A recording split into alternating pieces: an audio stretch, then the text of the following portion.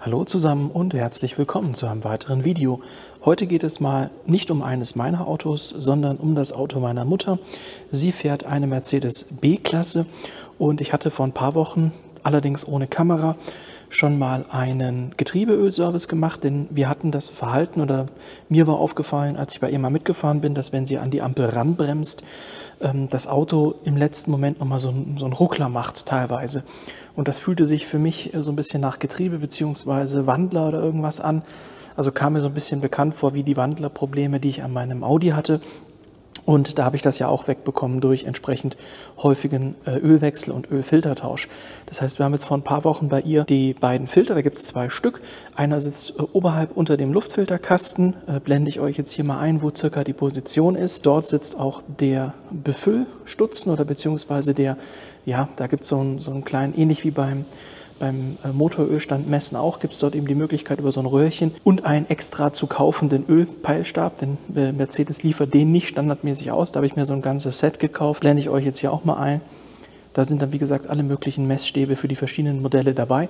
Muss man sich so ein Set kaufen, dann ist der verplombt. Das heißt, wenn man diese Verriegelung einmal löst, dann kann man den nicht mehr verriegeln. Dann muss man so einen neuen Verriegelungsstopfen besorgen, um das Ganze wieder zu verschließen. Aber das sind Details, wie gesagt, ich habe das leider nicht gefilmt, nur so am Rande. Dann nimmt man eben diesen Verschlussstopfen ab, steckt da seinen Messpeilstab rein und liest dann eben ab, bei welcher Temperatur. Da gibt es einen Kalt- und einen Warmwert, der Ölfüllstand eben passt oder nicht. Und ja, wie gesagt, das haben wir gemacht. Der war ein bisschen zu niedrig. Dann, wie gesagt, Luftfilterkasten so ein bisschen abgebaut und nach oben gebunden. Dann den oberen Filter getauscht, dann die Ölwanne abgenommen. Das Öl vorher natürlich abgelassen vom Automatikgetriebe. Das ist übrigens ein Doppelkupplungsgetriebe. Die Ölwanne sitzt vertikal. Das ist auch merkwürdig, habe ich so auch noch nicht gesehen. Blende ich euch jetzt hier auch mal ein Bild ein, wie das dann aussieht. Und wie gesagt, die Ölwanne abgenommen, die Dichtung natürlich erneuert, unter der Ölwanne dann den großen Filter getauscht, wieder alles zusammengebaut, Öl aufgefüllt, einige Fahrten gemacht, denn jedes Mal beim Starten ist der Ölfüllstand vom Automatikgetriebe nochmal abgesunken. Das heißt also für euch, wenn ihr das macht, auf gar keinen Fall nur einmal befüllen, messen und dann denken, es ist gut, sondern immer so 10 Minütchen zwischendrin fahren. Das habe ich meine Mutter machen lassen. Die hat dann immer so kleine Runden gedreht, ist wiedergekommen und dann haben wir gesehen, war der Füllstand wieder unter dem eigentlichen Sollwert. Und das haben wir so lange gemacht, bis er eben bei der warmen Temperatur stabil war. So, das jetzt mal vorneweg. Zusätzlich noch die Info, das Ruckeln ist verschwunden. Also es war tatsächlich irgendwas, ja, entweder altes Getriebe oder was weiß ich, Filter nicht mehr im vollen Umfang, sage ich mal, funktionsfähig. Keine Ahnung, auf jeden Fall hat dieser Wechsel beider Filter und des Öls dazu geführt, dass dieses Ruckeln jetzt bei meiner Mutter weg ist.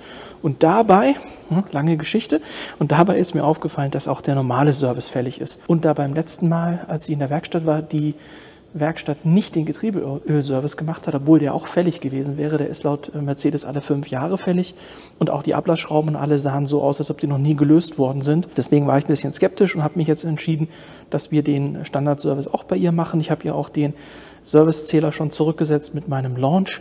Das heißt, das müssen wir jetzt bei der Sache nicht mehr machen, weil ich, wie gesagt, vor ein paar Wochen resettet habe. Auf dem Zettel steht einmal Bremsflüssigkeit, dann Motorölfilter, Luftfilter und Innenraumfilter und natürlich Motoröl mit entsprechender Mercedes-Freigabe. Ich habe da jetzt wieder Manol genommen. Wie gesagt, ich finde Preis-Leistung einfach super. Und ja, das machen wir jetzt heute. Ich lasse die Kamera ein bisschen mitlaufen und an der einen oder anderen Stelle mache ich dann ein bisschen Voice-Over. Und wir gehen jetzt einfach die einzelnen Punkte durch zum Thema kleine Inspektion an der Mercedes B-Klasse.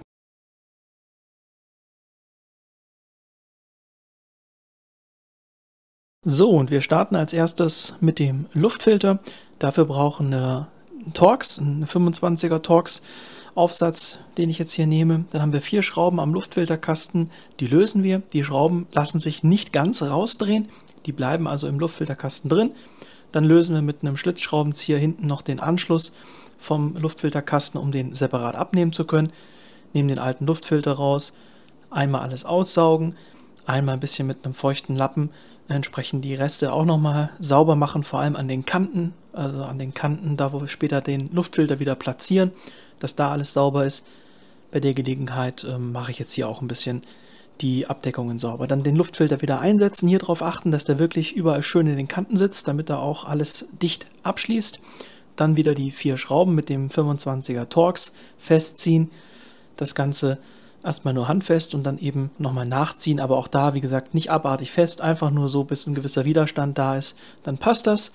Und dann später auch noch das Schlauchstück hinten wieder mit einem Schlitzschraubenzieher auch entsprechend festziehen.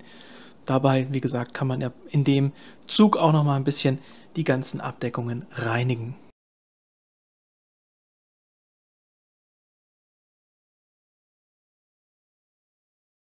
Jetzt, wie gesagt, mit dem Schlitzschraubenzieher den Schlauch wieder befestigen. Der nächste Schritt ist der Innenraumfilter. Der befindet sich auf der Beifahrerseite im Fußraum. Hier hat es so eine kleine Abdeckung, da muss man rechts und links so einen Clip lösen. Danach kommt man hier unten an die Abdeckung von dem Luftfilter bzw. dem Innenraumfilter ran. Den zieht man raus, dafür muss man den Teppich ein bisschen nach vorne klappen. Dann nimmt man den alten Filter raus, den alten Innenraumfilter, schiebt den neuen Innenraumfilter rein.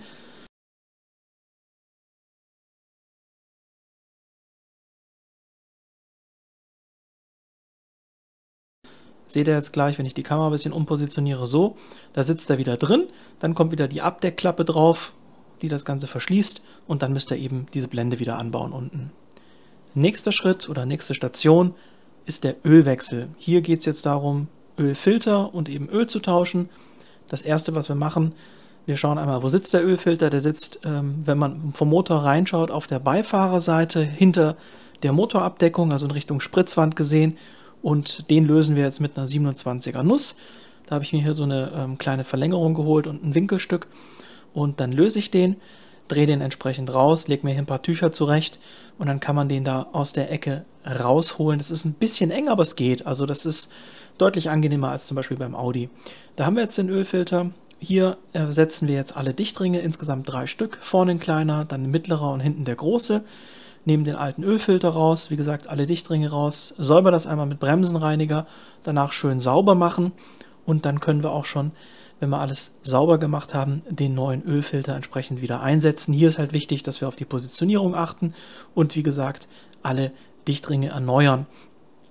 Von der Positionierung ist es so, ihr seht das ja, kommt dieser weiße Teil des Ölfilters, der zeigt dann in Richtung Ölfiltergehäuse.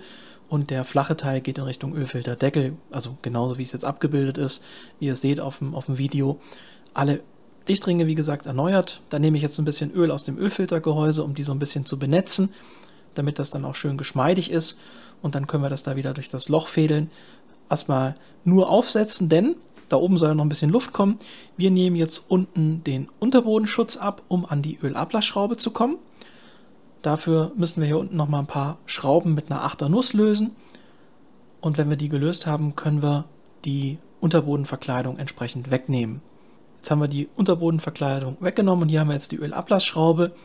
Da nehmen wir eine 13er Nuss und dann ist das so schräg. Das heißt, ihr müsst die Ölwanne ein bisschen nach vorne positionieren, weil das Öl eben so einen Bogen macht und dann bei Gelegenheit die Ölwanne wieder ein bisschen nachschieben, damit da eben nichts daneben geht.